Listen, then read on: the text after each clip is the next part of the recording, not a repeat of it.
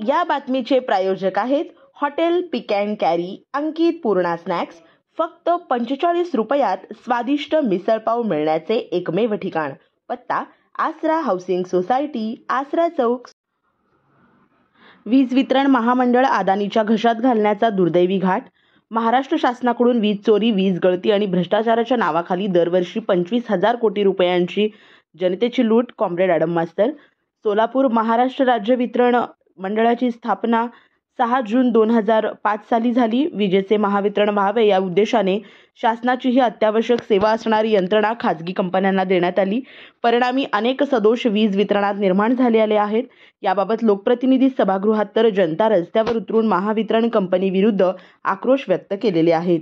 तरीही शासन यांच्याकडे कानाडोळा करत आहे। यात आणखी भर टाकणारी दुर्दैवी गोष्ट म्हणजे देशातील बडे भांडवलदार अदानीला केंद्र सरकार ऊर्जा मंत्रालयाने नॅशनल स्मार्ट मिशन या योजनेअंतर्गत संपूर्ण देशात स्मार्ट अथवा प्रीपेड मीटर लावण्याचा कार्यक्रम 17 ऑगस्ट 2021च्या अधिसूचनेनुसार जाहीर केला।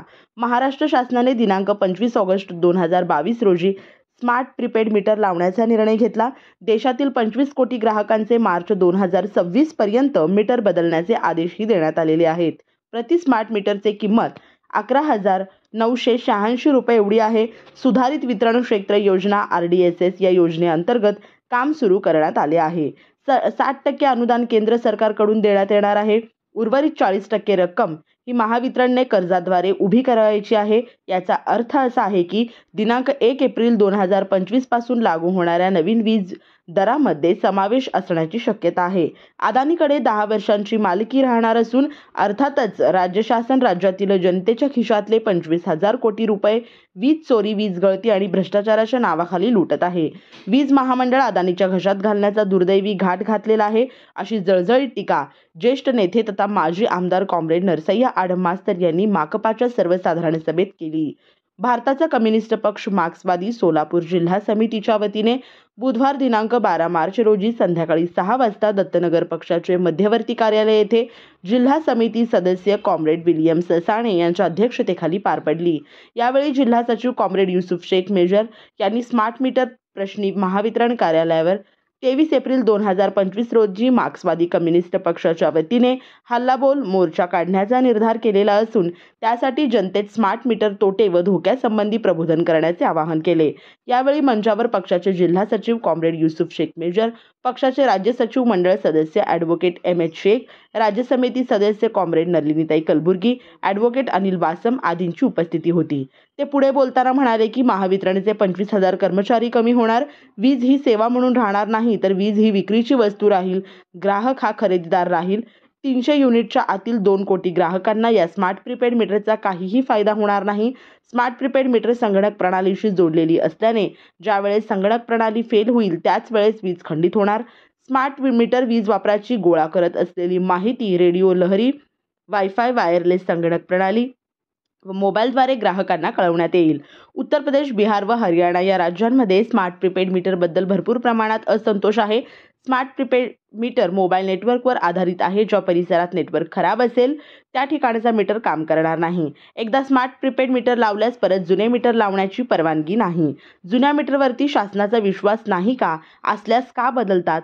प्रीपेड स्मार्ट मीटरचे हार्डवेअर व सॉफ्टवेअरची दुरुस्ती आणि देखभाल पुरवठादार कंपनीकडे असेल। प्रीपेड मीटरची देशभरात बदनामी झाल्यामुळे त्यांचे नाव बदलून TOD असे करण्याचा मानस आहे। राज्यनिहाय घरगुती वीजचे दर प्रति युनिट महावितरण 4 रुपये 71 पैसे ते 16 रुपये 64 पैसे 0 ते 1000 युनिट पर्यंतचा हा दर आहे।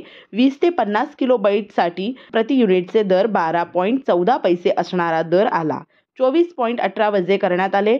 50 किलोवॅट पुढील ग्राहकांसाठी प्रति युनिटचे दर 14.11 पैसे असणारा दर आता 16.55 पैसे करण्यात आला। 0 ते 50 किलोवॅटसाठी स्थिर आकार 427 वरून 510 करण्यात आला।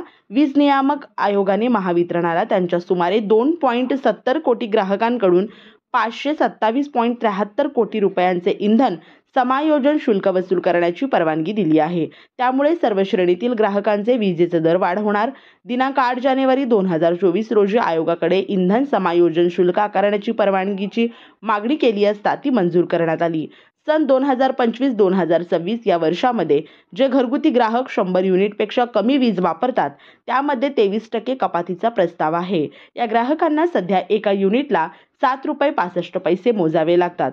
2029-30 मध्ये एक युनिटला ₹5.87 आकारण्यात येईल असे म्हणणे महावितरणचे आहे.